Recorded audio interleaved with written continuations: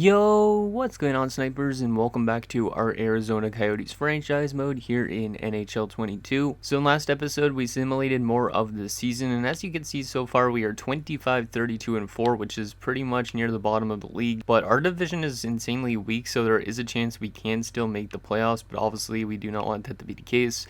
So we are up here at the trade deadline looking to trade away a few players to make our team even worse, and hopefully we can add some good prospects or picks into our system to hopefully give us a chance to win a Stanley Cup in the near future. But anyways, we have a few comments to go over before we actually get into making some trades. So the first few are from Senator Sal. He says, I definitely see if you could snag one of Carolina's prospects considering they're on the block. So he's referring to, I think Seth Jarvis was one of them.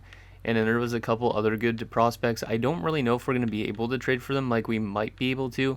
Because Adam Gaudette's value has shot up a lot because considering he's got 48 points in 61 games. So we might be able to use him to get one of those prospects, but there's no guarantees on that. Yeah, we could definitely try and trade for one of these guys. Obviously, I think Ponomaro's value might be a bit too high for us.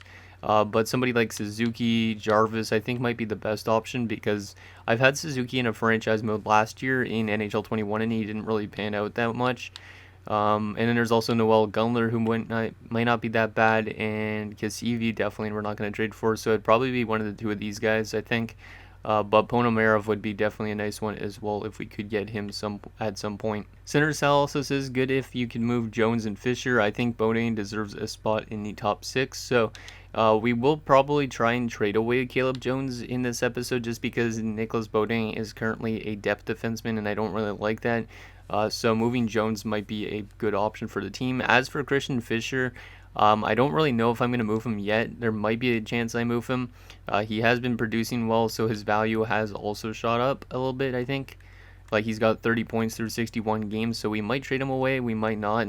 He does have 1 year left on his deal, but he is only 26 years old, and he might be a serviceable, like, bottom 6 kind of forward, so we might hold on to him, we might not. Really depends on what kind of offers we get thrown at us. And then finally, Senator Sal also says, why did Steve Yzerman sign freaking Eric to 6 years? I think he's talking about Eric Chernak, or maybe not Eric Chernak, he's talking about somebody on Detroit, I guess, since Steve Yzerman is actually not in Tampa Bay. Let's take a look who he means, because I honestly don't know. Let's see, Detroit, he's talking about Eric Gustafsson. Yeah, I didn't even realize that. Yeah, that's a really bad contract. Damn. Signing him for 5 years at 4.475. He must have just had one like really good season and then they decided to pay him a lot or something. Weird. Or maybe it's because he had 16 points in this random season. I don't know. But yeah, he's making a lot of money. The next couple comments are from Yanni Pekka-Savanius. He says, you're absolutely right. A new coach with who fits better with Keller, Genther, etc. would be a must. It makes drafting a bit more exact. Drafting players who fit the scheme. It seems that this present coach does not fit with anyone. My surpluses are Schmaltz, Gaudette, and maybe Jones. Some picks with that bad contract to stay above the floor should do some good. Fisher should stay, in my opinion, is what he says. So, yeah, we'll find a new coach probably in the offseason, is because we were just talking about that in the comments below that. And I think it would be the best bit for us to get a coach in the offseason just because there's more, like, people we could hire potentially then. And, yeah, hopefully we could find one that works with our system really well. Next comment is from Dylan Burrows. He says, bring Shelley up for sure. If not, what else can he do in terms of points and scoring to get called up? I mean, first year playing in the AHL and he's scoring like crazy. Looks hungry for a taste in the NHL. Might have to start looking for a new head coach that fits with the core of the group, which I agree with the coaching stuff. And about Shelley, I think we will call him up at some point this season because I was debating about it in last episode because I feel like Tucson, as mentioned by another comment, basically has a good shot at potentially going to the Calder Cup finals this year. So what I think we might do is we might call up Shelley for the final 5 games of the regular season. That way we could just see a taste of what he's made of. and then we'll send him right back down to the AHL where he could contend for a Calder Cup, hopefully, if our team is doing well still at that stage. And then the final comment to go over is from HawksFan88. He says, I would try and trade for Chaka on Vegas, only 21 with top 4 potential and 77 overall. Definitely worth trying to make a move for him. And I asked what we could really give up, and he says Schmaltz's value is still decent and maybe throw in a 3rd round pick. So we might try and move Schmaltz because of his contract in a 3rd round pick and get Danil Chayka, and then that's basically one of our moves that we might try and do. So anyways, let's see if we can make that Danil Chayka one already since we're just mentioning it, and then we will get into making some other trades at the actual deadline with Adam Gaudette involved, maybe trying to pick up one of those Carolina prospects, and then we could also try and see if there's any trades for Caleb Jones. But we're going to probably fall below the cap floor, which means we might have to take on a bad contract if we could remember about doing that, because I honestly might forget. So yeah, let's go to browse trading block and go to Vegas and see if they will take this deal that HawksFan proposed, because we have like 4 3rd round picks, I'm pretty sure, so we should be okay to give up one of them. So basically we would be giving them Nick Schmaltz, who's had a rough year, but he's bounced back kind of a little bit. And we'd be underneath the minimum cap. Yeah, we could actually retain some salary cap, and then maybe we could get some picks back in this type of deal. And then maybe I won't have to give up a 3rd rounder, because I'm okay with retaining some salary because our team is still like needing to have money. So let's retain like 20% maybe. Or do I have to retain more than that? I have to retain like maybe like 50%. I don't think that's a bad idea to retain 50% for a few years.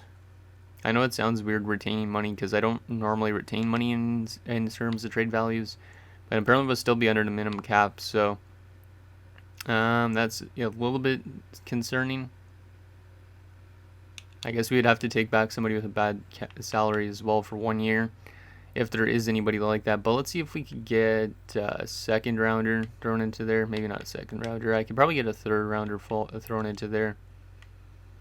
Yeah, maybe. I don't know, because I'm retaining.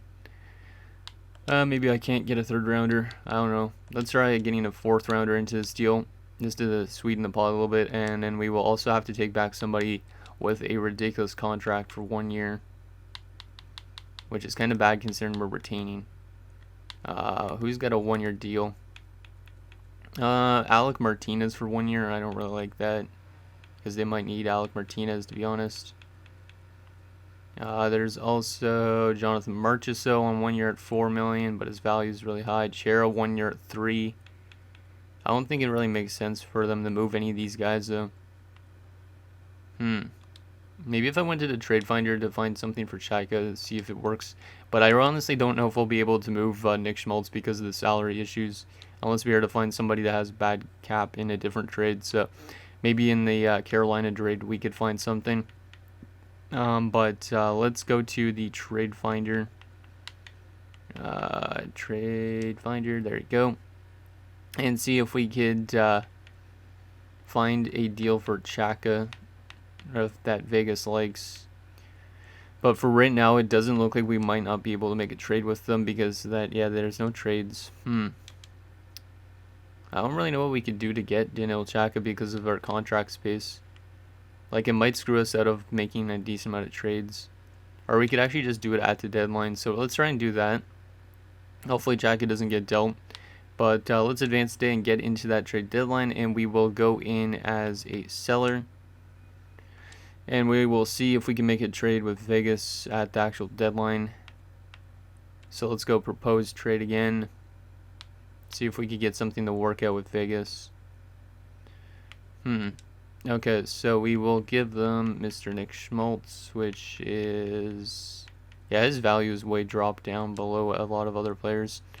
So we'll give them Nick Schmaltz. We will take back Mr. Danil Chayka. Yeah, it looks like we have to find a way to get cap back, so I might have to... I might have to take back some salary. Or try and find a way to take back salary, which might be impossible. Primo, no. We need somebody that's making a good amount of money. There's no centers. March is so it wouldn't make sense really for Vegas. William Carrier's only making $1 million. Phil Kessel, bring back Phil for 1 year. He's making $3 million. I don't know if that would be enough, though, to be honest. No, it wouldn't. We'd have more than 50 players in the organization. Yeah, I don't think there's really any way we can make a trade with Nick Schmaltz. Like, I really want to get rid of him, obviously, but we can't take back. We'd have to take back somebody with bad salary to get Chaka, but then we'd also be over the 50 out of 50 contracts, which means we'd have to give up somebody of our own in order to get this deal done, which I don't know if it's really worth it, trading multiple roster players to get multiple roster players. So yeah, I don't think we could actually really even make this trade, at least with Nick Schmaltz. So now let's look at some trades for Gaudette. Actually, the trade finder didn't suggest anything for Adam Gaudette, I don't think. But let's go to the trade with Carolina, because we don't really have a lot of time in this trade deadline, and see if they will be willing to give up one of those top prospects to get somebody like Gaudette. I don't know how good Gaudette's value is now. Where are you, Gaudette? Well, he's a left winger, right? Or is he a right winger? He plays a lot of positions, I'm pretty sure.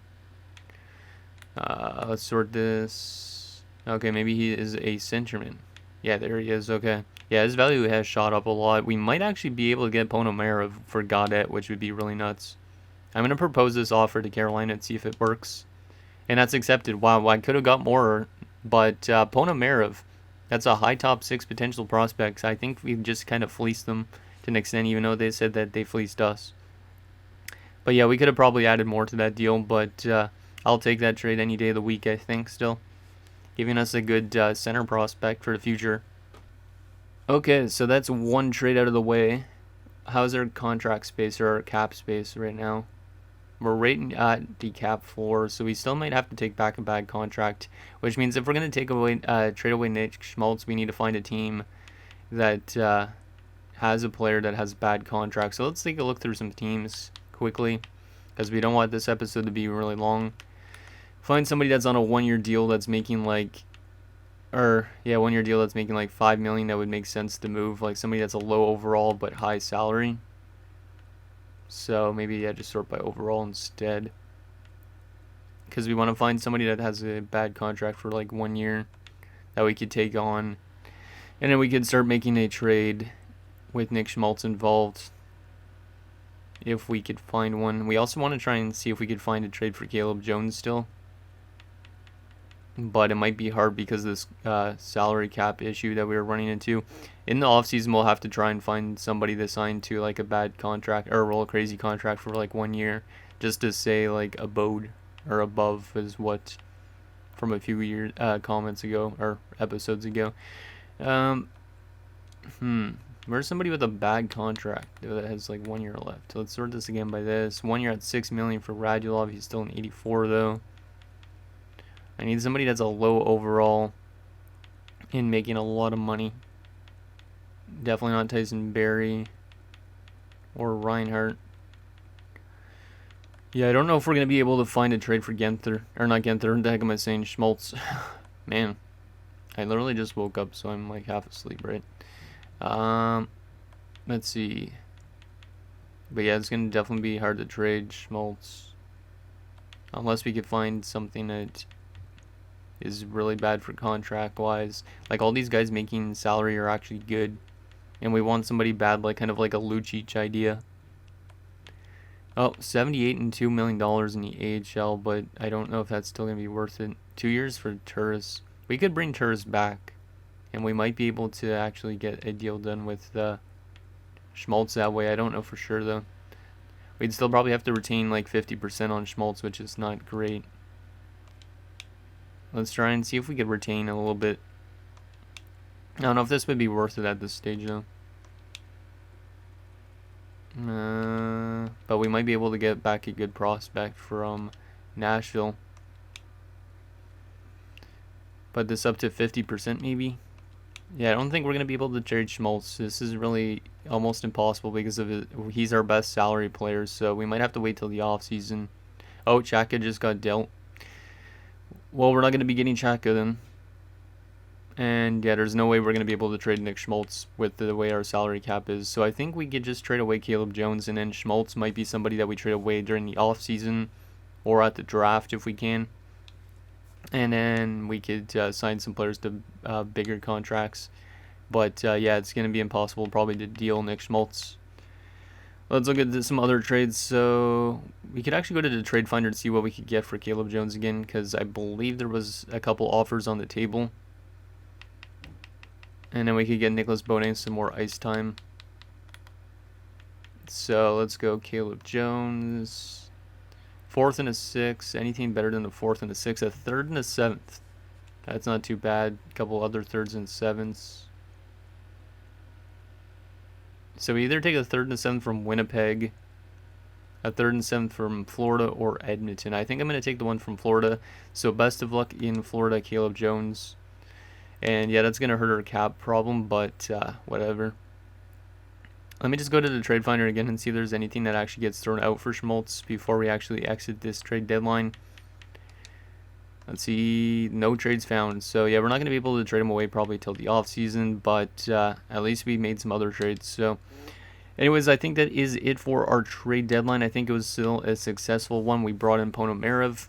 I think that's a really good prospect to bring in, and hopefully he'll be on the NHL team next season. And holy crap, Jack Hughes has been traded with a 4th round pick to St. Louis for Torrey Krug. Damn. Didn't expect Jack Hughes to get dealt at the deadline. Logan Stanley on waivers. You know, that's not a bad option to bring in, but I don't really know if I should claim more players on waivers. Yeah, I'm going to let him walk. I don't want to get Stanley. Okay, so that is that. I don't think our lines would be changed around, right? Oh yeah, they might have changed around our lines a little bit, actually. So let's just try and readjust this a little bit. Actually, Fisher was up there. Genther we had on the 3rd line. We'll do something like that. Yeah, I guess I'll go something like this. Defensively, we'll just keep this the same. Goalies are fine. Depth is... Actually, we need to send down Ponomarev. And then we'll call up Shelley for 5 games at the end of the season, so we won't call him up yet. But I just want to make sure the AHL still performs good enough. So we will send down Ponomarev if I can. I might not be able to. I might have to call up somebody though in order to do this. Can I send? Yeah, we'd be under the salary cap. So I need to send down, call up somebody that has like around the same salary that we're not going to use. So somebody like Mr. Liam Kirk. Yeah, I guess I'll call up Kirk to play on our bench. It sucks having to scratch like a prospect like that, but it's the only way to get us to get through with the salary cap issues. So our HL team has some really good chemistry actually down there. Okay, so that is good. Goalies are set still. Actually, I don't want Prosvetov in, though. I don't think. Yeah, I wanted a Linnefelt. Okay, that is good. And then we will... Yeah, NHL is set up properly. Okay. There we go. So we are ready to go for the last bit of the season. And like I said, we will play Shelley for the last 5 games, which means we'll probably have to take somebody like Travis Boyd out of the lineup. And then I'll probably will give some power play time and whatnot to Shelley just to see if he could have a really good offensive output in a short span. So that is that, and that is our trade deadline. Let's take a quick look at all the trades that happened. We'll probably just skim through them, and I won't read them all out, but these are all the trades that happened unless there's any huge ones other than that Jack Hughes one. Holtby is going back to Washington apparently. It's kind of interesting, and Cash is going back to Anaheim. Apparently people are going back to where they started their careers. That's kind of interesting. Yeah, it looks like quite a bit of trades at this deadline. But yeah, I think Vasily Ponomarev for Adam Gaudette's a really good deal because obviously Gaudette is kind of like a low-risk, high-reward signing. Jeremy Swayman's been traded to Dallas. That's interesting. And Shushkin and Muzzin go to Philadelphia. Okay. So now that that is done, let's simulate the rest of this regular season. Well, the last 5 games, like I said, we'll call up Shelley for, which those last 5 games are starting right around here. So he's going to get to play a 4-game road trip, and then the last game of the season, which is against San Jose. So his first NHL game is going to be against the Canucks, which should be pretty interesting. Tracy's back in the AHL. That's good. I don't know, he already was in the lineup, okay. But I think he was injured at some point. So hopefully we just keep on tanking the rest of this year. And hopefully we get a good lottery pick this year. Hopefully the lottery doesn't screw us out of anything. Gautier's been injured. Let's just go replace player. Yeah, we have 40 regulation losses now, so we are definitely tanking, which is good. And Gauthier is back. Not that it matters, because he might be taken out of the lineup anyways at some point. Let's throw him back in. Hey, let's stop the sim, and there we go. So we're 30, 41, and 6 in the last 5 games of the season. Tucson's probably clinched a playoff spot, or Tucson, I should say again. No, they haven't yet, actually. That's kind of a surprise. Tucson might not actually be in a playoff spot. Or maybe they are. I don't even know. But Fernacci's almost point per game down there in the AHL. So we're going to call up Shelley from the minors. We'll go roster moves.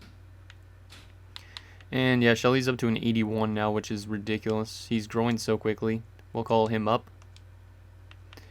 Which the AHL team might not like, but it's for the last 5 games of the season. And we'll just throw in whoever's scratched, which we are going to throw in, I guess, McCartney, since he's the only forward. Just throw him in every single same spot. That way we don't have to do much roster moves when we send Shelley back down. So power play for McCartney as well. Yeah, I'm really excited to see how our boy does this year, or for his last 5 games. And I think Bonomarov might be a good player to have next to him for next season, because Bonomarov should be in the NHL, I would assume. So there you go, McCartney in all of those spots. Hopefully Tucson could clinch a playoff spot, and then we need to go to our lineup. And we're going to take out Lawson Krause, I think. Yeah, I think we're going to take out Lawson Krause. Yeah, we're going to take out Lawson Krause. Wait, now Shelley's best fit on our third line. So we'll move him down to play with Genther and Agostino, which I think is really sick, actually. Let's move Genther over to the other side. Yeah, I really like that third line now. And yeah, Boyd we will move down. I'm going to just alternate the lines a little bit so there's actually no negatives. There you go. And special team wise, like I said, we are going to move Soderstrom, I think, down to this unit. And take Timmins off the power play, which might be a little bit of a risk. Wait, does Shelley get thrown in the power play? No, he doesn't. Okay. Actually, maybe I won't do that. Maybe I will. Yeah, I will do that. We're going to take Timmins off the power play and give Shelley some point time because he's got ridiculous shooting. And maybe that way he'll score some goals. Doesn't look like he really fits our power play that well. And in this unit, I will probably take... Yeah, I'll probably take Timmins off again. Just because we want to get Shelley the most opportunity to get his first NHL goal down the stretch, which he more than likely will get one. That doesn't have good chemistry. That has -3. And I guess that's the best option for us. Okay, so that's all the ice team time Shelley's going to get. He's not going to go into our penalty kill yet until next season, but... let's see what happens in his first NHL game. We're going to simulate this game in terms of the sim engine, and then the rest of the games we're just going to quick sim through them all. But I'm kind of curious on how his first NHL game is going to go. It's against a tough Vancouver team, so that might not be that good. But come on, Shelley, let's see what you could do, man, in your first NHL game. First period, and we are down 2-1. Larson has our only goal so far. Second period, still down 2-1, so nothing going for Shelley so far. Will he get a goal in his NHL debut, though? Probably not at this rate, because we're against a tough team. Oh, there he is. He actually scores on the power play. He scores in his NHL debut. I kind of figured putting him on the point would help out, but he gets his first NHL goal on Thatcher Demko in Vancouver. That is awesome to see him score in his debut. Means he's definitely primed to get a Calder probably next year, and Chikrin is going to get us the OT winner, and we're going to win in Vancouver, which is pretty awesome. But a good debut from Mr. Shelley. 1 goal, and it was assisted by Barrett Hayton. So Hayton must have won a draw, and he must have just shot it. And yeah, he had 1 goal on 4 shots in his debut. Pretty good debut, I would say. let's get the last 4 games of the season done, and then we'll send him back down to the AHL for the playoffs, hopefully, because Tucson should make it. And we are going to win 2 more games and lose 2 more, so not too bad. Let's take a look at how he did before we send him down, just because I'm kind of curious on his point totals. Holy crap, he had 5 goals in 5 games. Well, this guy's definitely NHL ready. 5 goals in 5 games and a +1. 18 shots on goal over 5 games, and he shot 27.8%. Okay, so he's definitely really good on the power play. Definitely really good on the power play. 4 of his goals were on the power play. And he's giving the puck away a little bit more than he's taking it away, but that is one strong of a debut for a 19-year-old. Jeez. Okay, well, he's going to be sent back down, which is hopefully not going to screw with his morale, but that is definitely the way to start off your career if you are Mr. Shelley, for sure. We're going to send him down, and holy crap, Fibonacci's up to an 81. We'll be under the salary cap if we send him down. I guess I have to wait till the season actually fully ends, right? Before I can actually send him down. Because then the salary doesn't matter, so let's get the rest of this done. There you go. Now we should be able to send him down, hopefully. Or I'll have to call up somebody else that we're not using. So we will send down Shelley again. Yeah, I'm going to have to call up somebody, I think, from the minors. Which I guess I'll just call up McGregor if I can. Under the salary cap. Is there anybody making 950K? 950K, we'd have to call up one of these guys. Man, we might not be able to send him down because of the salary thing, but it shouldn't be bugging us because it's the off season technically. I want to send him down to Tucson though, because I don't want to have him just sitting up here not doing anything. Like, he definitely needs to be down there.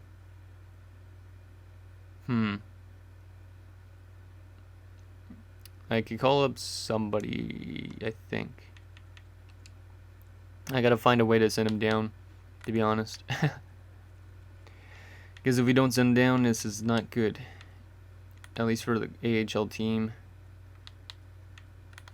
Let me just call up Karate. Yeah, we'll just call up Karate, even though that does scratch a really good defenseman. But I need to send down Shelley. The rest of the NHL doesn't matter. And we'll go back down to the AHL here, take out McCartney, and throw back in Shelley. And apparently I need to throw in a defenseman now for Karate, which we'll just throw in Mayo. And that is fine as well. Perfect. So AHL is ready to go for the playoffs. And let's take a look at our player stats for the season. And the NHL and AHL, and then we will simulate up to the awards and the draft lottery results. So this might be a little bit of a long episode, and I apologize about that. But let's take a look at our team stats first for the season. So we finished one of the worst in our division with 72 points, which is good. Let me actually take a look at each division just to go through this like quickly. So Florida won the Atlantic, Central went to Winnipeg, Metro went to Washington, and in the Pacific, obviously, went to the Anaheim Ducks. In terms of the entire league, we finished bottom 5, which is good. It gives us a good shot at maybe getting first overall this year. Goals for per game.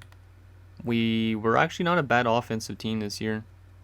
Well, we were kind of in the middle, actually. Maybe not. No, we definitely were not that good. 2.71.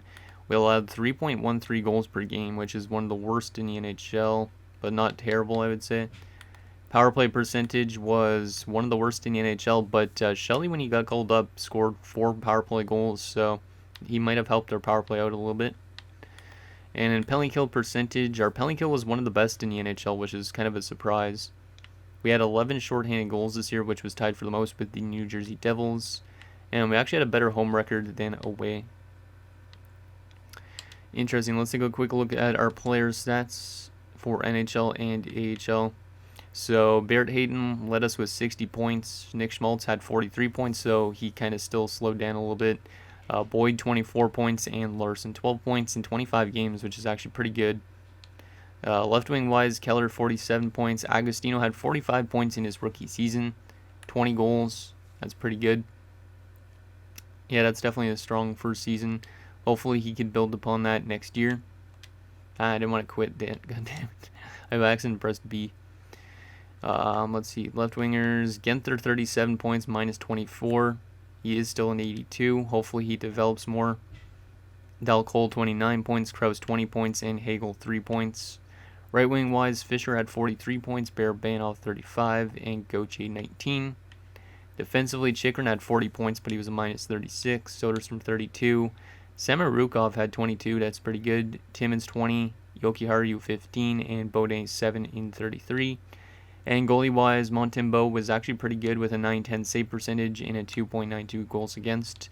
And Corner wasn't terrible, 902 save percentage and a 326 goals against. Let's take a quick look at the entire league. So the most points this year was Connor McDavid, followed by Nathan McKinnon and Leon Draisaitl. All three of them had over 100 points. Most goals this year was Austin Matthews with 57, followed by Ovechkin, Kucherov, McDavid, and McKinnon. So 350 goal scorers this year. Best defenseman for points this year was Quinn Hughes, followed by Brent Burns and John Klingberg. Best goaltender this year for wins was Hellebuck with 47 wins, which is ridiculous. Most shutouts was John Gibson, Mrazek, Samsonov, Anderson, and Demko, all with 6. Best save percentage by starter, Jacob Markstrom with a 919. And best goals against average by starter was Hellebuck with a 2.45. Interesting. Best rookie this year for points was Mr. Mason McTavish with 74 points, followed by Michkov with 61 and 82. Estrada was up there.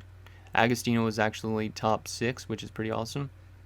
Connor Bedard had a really rough rookie season for some reason in Ottawa. Okay, so that's that. Let's take a quick look at the AHL in Tucson. I almost said Tucson again, just to see how they are doing in terms of points. So Shelley had 66 points. He had 51 goals in those 76 games before we called him up, which is ridiculous that he actually managed to get the 51 goals in his first season. So what a first year for Mr. Calvin Shelley, and I'm very excited to see how he could do next year. Hopefully he has a good playoff run too. Shooting over 20%, which is kind of nuts. And then also I wanted to take a look at, actually this is just all the rookie skaters, so this is the only part we need to really look at. Emil Stolz 47 points, up to a 72, that's pretty good. Varlamov had 36, he's up to a 74, and Schneider's up to a 75, and Holtz doesn't really matter. Goalie-wise, Wallstead was really solid, and LNFL was really solid too. Okay, so now that that is done, let's simulate up to the awards just to see where we're drafting and stuff as well. And I also want to see if Tucson can go on to win us a Calder Cup, because that would be pretty awesome. So who is going to win the Stanley Cup and Calder Cup this year? Looks like Shelley's having some good games down there, because he's gaining morale. Same with Wallstead. Oh, they got him eliminated. Oh, man, that sucks. Well, Tucson had a good year still. And Vancouver is going to win the Stanley Cup. So the team that Shelley scores his first NHL goal against wins the Stanley Cup this year. Let's take a look at those awards briefly, and then we'll find out the draft lottery results. So let's just take a look at the playoff tree. So Vancouver won over Pittsburgh in 5 games. They also went through Edmonton, Vegas, and Seattle. Awards for the season. So Vancouver wins the Stanley Cup. Winnipeg wins the President's Trophy. As we were just saying, Vancouver and Pittsburgh Stanley Cup Finals. The Art Ross going to Connor McDavid this year. Nathan McKinnon getting the Hart. Quinn Hughes gets to Norris. Ehlers to Lady Byng. McTavish to Calder. Hughes to Colin Smythe. Vezina going to Connor Hellebuck. And the Jennings also going to Hellebuck. Keandre Miller is going to win the Masterton. Conboy for Buffalo wins to Jack Adams.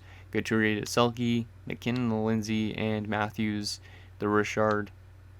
In terms of the AHL, we obviously had some awards from Shelley for the most goals during the regular season, and also for the most outstanding rookie player. So he led the AHL in goals in his rookie season, which is pretty nuts. How did he do in the playoff run? Out of curiosity, I have to go back to playoff stats actually. because I just want to see if he actually scored a lot of goals in the playoffs too. And let's go down to Tucson. Looks like he had a rough playoffs. Oh no, he got called back up again, I guess. I'll have to check via the what is it? The progress report screen, I guess.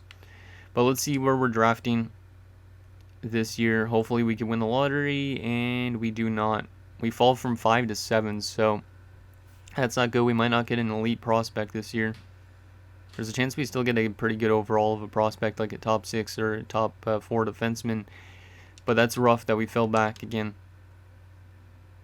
And retired player-wise, I don't think this really matters that much. But big name is Corey Perry and Zdeno Chara. Lad as well. But not a really huge retirement class by any means. Some decent names, but nothing spectacular. Goalie-wise, the best goalie to retire is Corey Schneider and Jonas Enroth. Interesting. So we are almost there. So these players are now scouts: Perry, Bonino, Boyle, and Chara. And continue simulating. Let's take a quick look at those progress reports, just because I want to kind of see where Shelley did in terms of the AHL. He's back down to a 79. In the playoffs, he had 3 points in 4 games. Not too bad. Still shot 22%, which is ridiculous. So there's that, and let's take a quick look at other progress reports. Just go through this a little bit. But I think we're on the right foot going into next season, but it seems like Wallsted's really slow to develop. And then in the system-wise, looks like we're getting some good growth too. So yeah, next season might actually be pretty good. Lenefeld could be our backup probably next year, because he's a 79. Ponomarev might be in the NHL at some point. And there is all of that. And let's take a quick look at that draft class, just so you guys can know what we're working with for next episode. So we have 7th overall. We could still get a good top 4 defensive prospect, which I think is not a bad option. This guy's NHL ready apparently. He's a top 4 defenseman, so we could probably draft this Mika Tukkanen guy. Or we could try and move up, because we have multiple 3rd rounders, but I don't know about doing that. Interesting. So anyways, guys, that's going to do it for this episode of our Arizona Coyotes franchise mode. So in next episode, we will have the draft in the re-sign stage, but I think we're trending in the right direction in terms of our progress, our prospect development, and I hope that this team could start kind of contending within the next 2 or 3 seasons maybe. So let me know what you guys think down below, and I'll see you guys next time.